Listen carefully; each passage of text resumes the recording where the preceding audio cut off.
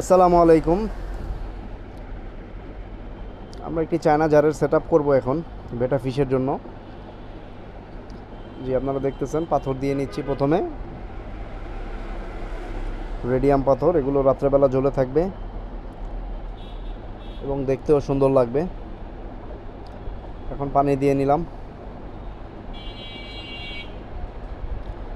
পাথরগুলো প্লাস্টিকের হওয়ার কারণে আপনার ওই পানিতে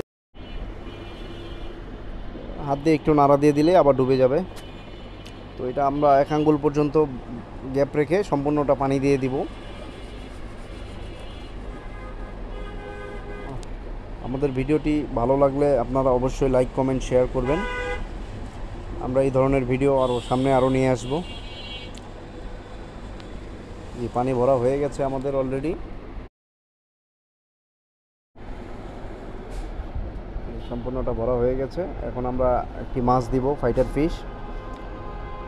দেখুন কি চমৎকার দেখা যাইতেছে, কালারগুলো একদম জলজল করতেছে লাইটে আপনার পাথরগুলো।